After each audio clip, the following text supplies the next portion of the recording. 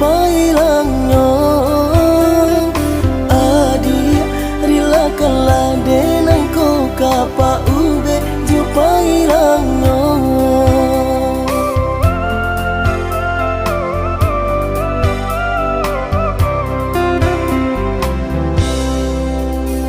Mbak akang mungkin udah sanangkan jika cinta lama racun di badan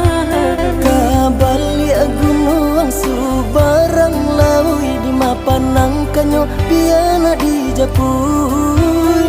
kabali gunung subarang lawi di mapanangkanyo piana di turun Seso udah batompang diri ambo senang diharuk sakit nanti bo Setio seso dia pasti ado rintangnya ba itu pulo sakit ado benyo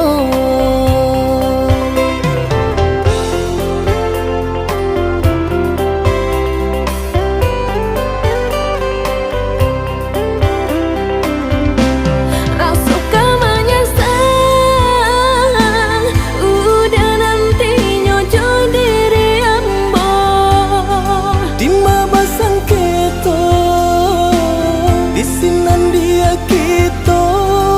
selesaikan lama kabasa bang udah tarimo pinta jo pinto asakan salam bajawe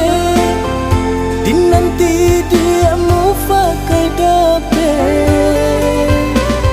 ambo orang tak punya dah merasa pedih di guriah cinta kayo dia kita kan cari baru sakit adia dinai lapau beno ambo orang tak punya dah merasa pedih di guriah cinta kayo dia kita kan cari baru sakit adia dinai lapau beno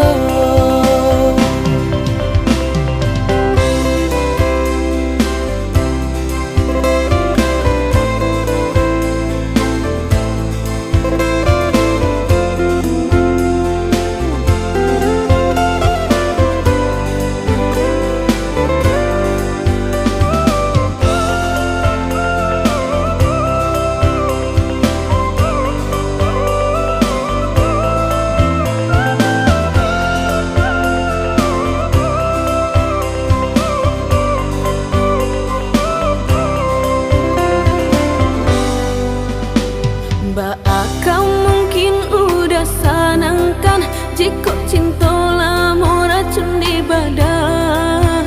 kabali gunung subarang lawi di mapanangkanyo piana di japui kabali gunung subarang lawi di mapanangkanyo piana di turun Seso udah batompang diri ambo senang diharuk sakit nanti bo Setio seso dia pasti ado rintangnya ba itu pulo sakit ado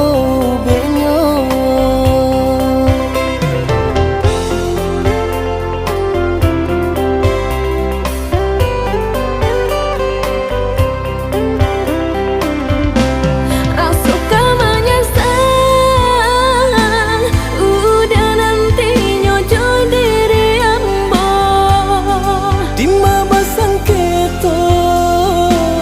isinan dia kita selesaikan